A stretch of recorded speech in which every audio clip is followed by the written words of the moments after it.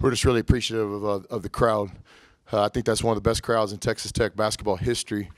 Why do I say that? Because our students aren't here.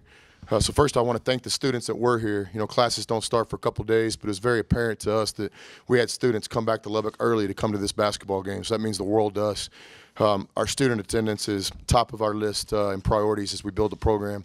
Then I just want to thank Lubbock again, you know, for coming. I thought I did an ESPN deal right after the game, and the announcers were like kind of surprised. And I was like, this isn't a surprise for any of us here. Lubbock supports a winner. Our guys have worked really hard to have a winning program. And so tonight's attendance was just fantastic, and I just really want to appreciate and thank everybody. You know, number two, it's a great win for us because it's the next Big 12 game on the schedule. You know, if you're going to win Big 12 games, you're going to have to beat top 10 teams because, you know, there's a lot of teams ranked in our league. And so, and then a special extra gratification to win a game like this because of how much respect we have for West Virginia. We pride ourselves in being a tough team. But West Virginia is toughness, and we're trying to get as tough with them. And, you know, and tonight for at least 40 minutes I thought we were. But I have a lot of respect for Coach Huggins. He's a guy that's always stood up for the underdog his whole career, whether it be junior college coaches or AAU coaches. And he's a guy that's never changed. And so, to me, he's a Hall of Fame coach. And so this game's special when you go against somebody you think's the best and you're fortunate enough to win. It means a lot to you. So it's a great win for our team, and I'm happy for our players. First half, you made 14 of 14 free throws. How key was that just to kind of keep you guys kind of in the battle early on? Yeah, it kept us in the game. Didn't shoot the ball great in the first half from the field. Didn't break the press very good, but the free throw line kept us in the game. And then I thought we rebounded with them well in the first half.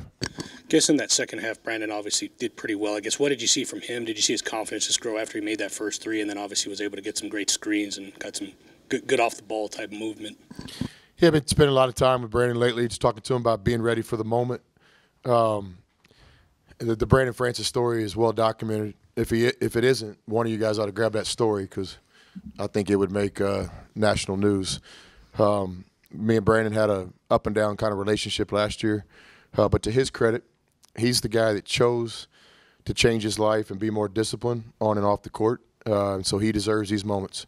It was nothing I did for him. He chose to do the right thing and grow up as a man. He's got great support at home with his mom and dad. But I've been spending time with Brandon. I thought early in the year he did a great job with us, being energy off the bench in limited minutes, was still enthusiastic, was really kind of the leader of our team in a lot of ways.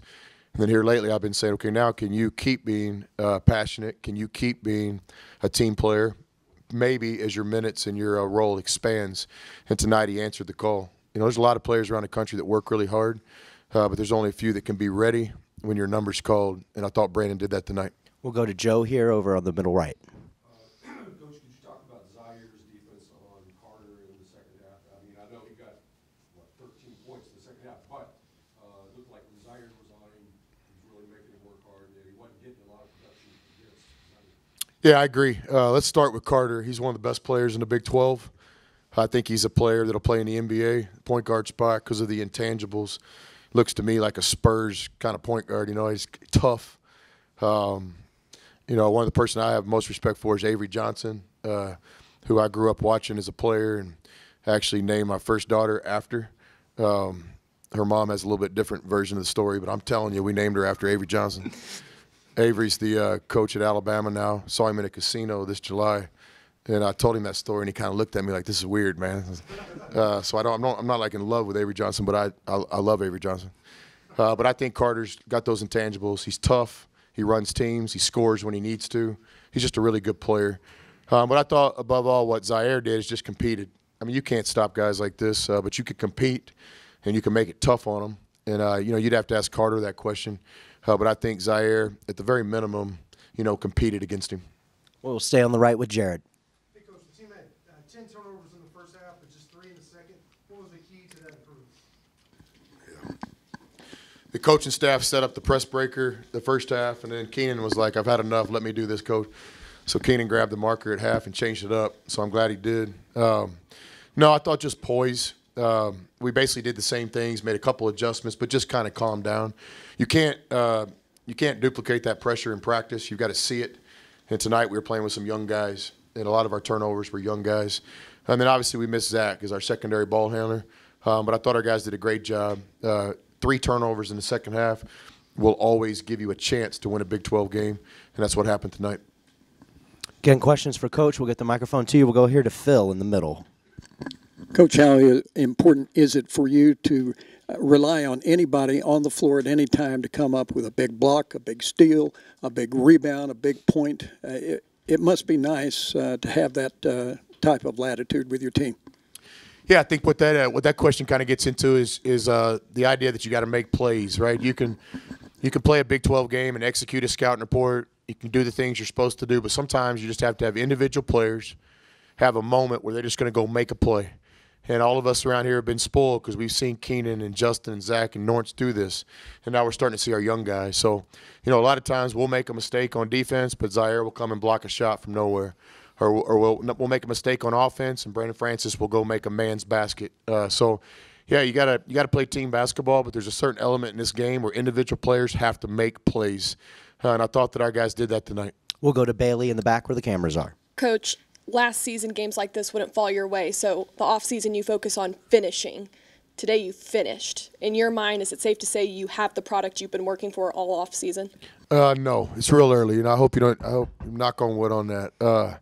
We won some close games last year too, but we were on the bad end of it more than the good. So, think about this. Everybody in this room understands Big 12 basketball. The difference between a disappointing season and a good season is 3 or 4 possessions.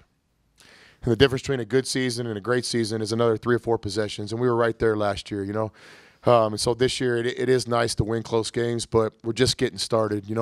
This race doesn't even really start till February. We're still all just kind of positioning ourselves and trying to survive and, win the next one. So I got a great friend, this week told me, like Prince today, Frog tomorrow.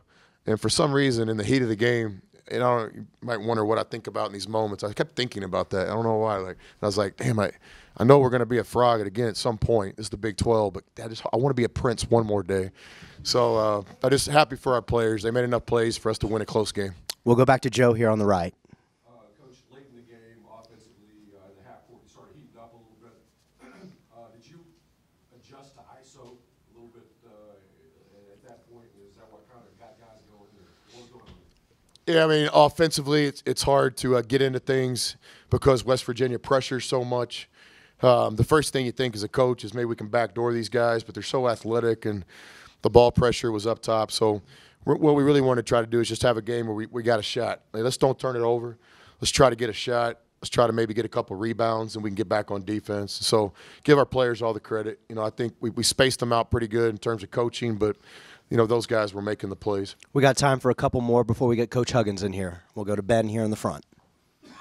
I guess kind of piggybacking off of that, how much you had the play where Culver threw the alley-oop to Zaire Smith, and then Moretti hit that 3, kind of falling away, made it a 4-point game. How big do you think that stretch was to kind of get the energy going, not just offensively, but just get the fans involved? Yeah, basketball is a game of runs, and that's an absolute run that I remember. We were kind of treading water there.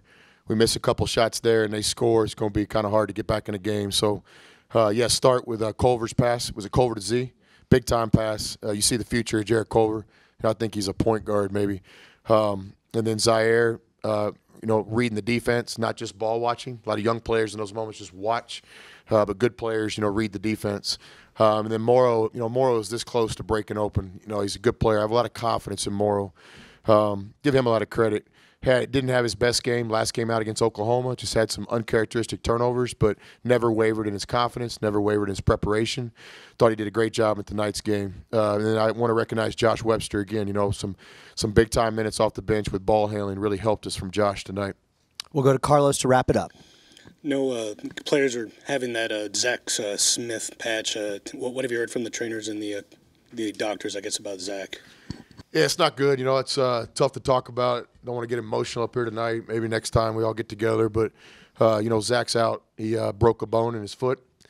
And we weren't keeping that from you guys. We just wanted to go through the process and get our doctors take the time. We had MRIs and scans and X-rays and all this. But it's going to be a deal where he's going to be out for the near future. So it's just frustrating. I think whenever I have adversity in my life, I reach out to people that I respect. One of those persons is actually a coach in our league. And I kept getting the advice, next man up and all this. But at the end of the day, you got to make your own decisions as a man. And so I choose not to really talk about next man up. I choose to talk about Zach and how this sucks, because this is a guy that is played all year, all his career to get to his senior season. He's put himself in a big position, and I just hate it for him that he's not going to be able to help our team in the near future on the court. And so to me, it's let's embrace it. I just feel really bad for Zach. But then the other thing is, the team's got to move on. And I thought our guys tonight, under great adversity, really stepped up and played for Zach. And so this won't define Zach's basketball career or life, just like this injury is not going to define our team. We're going to keep moving forward, and we're going to try to find a way to compete. But the human element of it is I feel really bad for Zach. Zach's one of the most unselfish players I've ever coached, and I would do anything in the world for him. And I'd give him my foot tomorrow if I could, but I just can't do that. So I appreciate everybody, keeping Zach in your prayers and thoughts, and let's get this thing well so he can have a great professional basketball career. Thanks. We'll see you guys Monday.